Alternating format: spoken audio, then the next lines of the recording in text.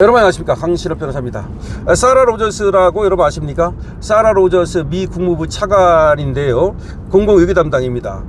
이분이 이제 한국에 왔는데요.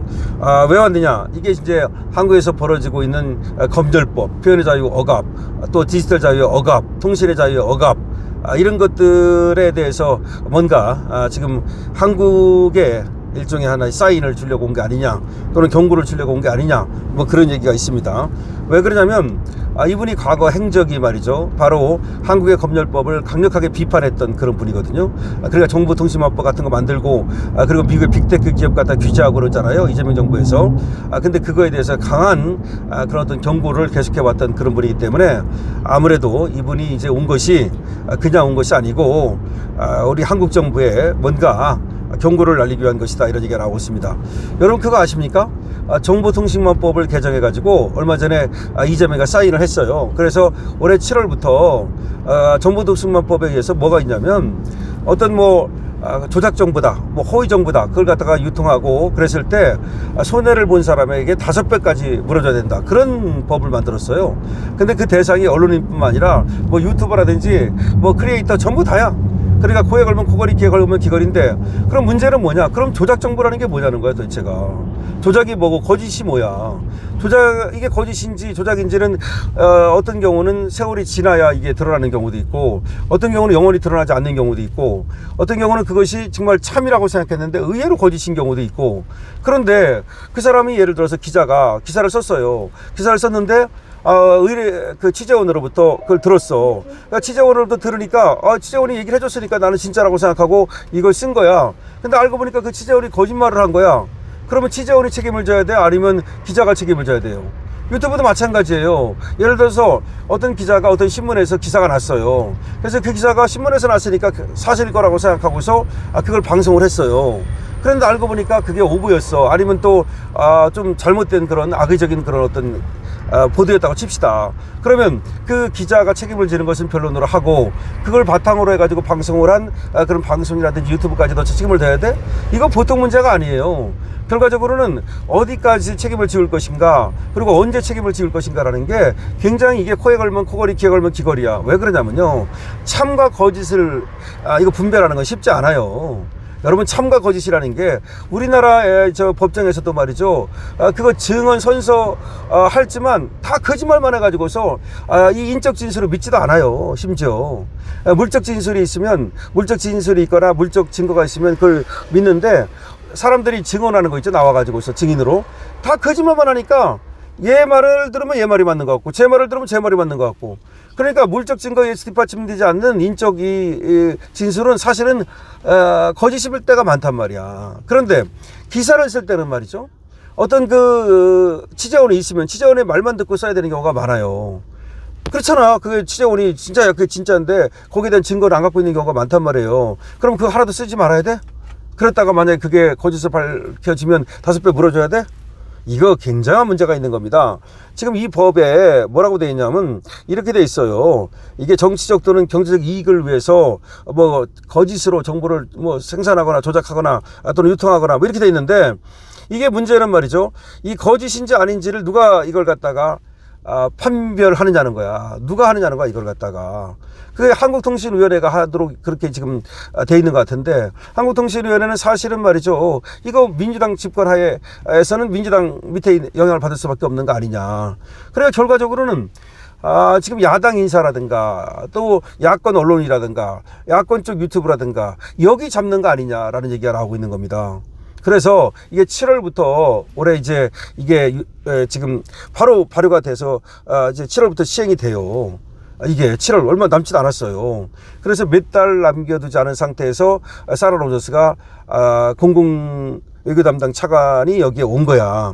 근데 이것이 과연 그냥 우연한 일이겠느냐라고 하는 거죠.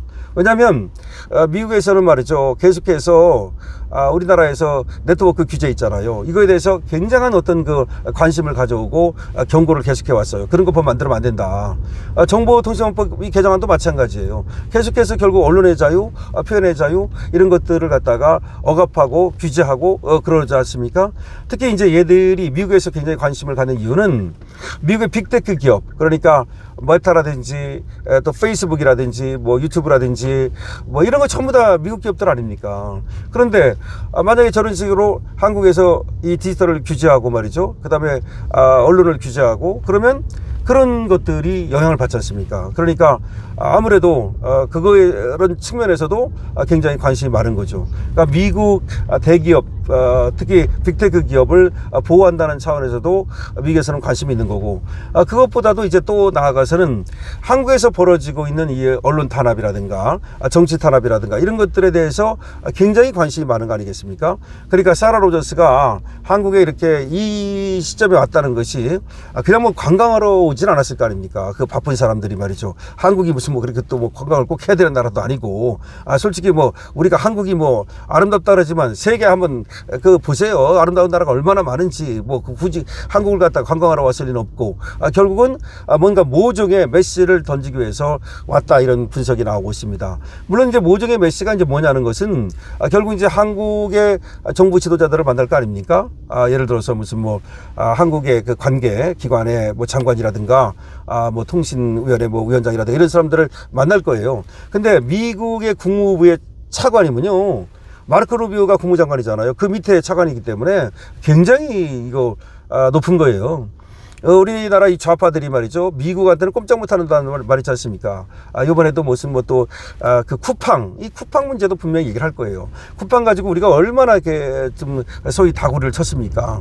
그런데 이 쿠팡도 이제 조용해졌죠. 잠잠해졌죠.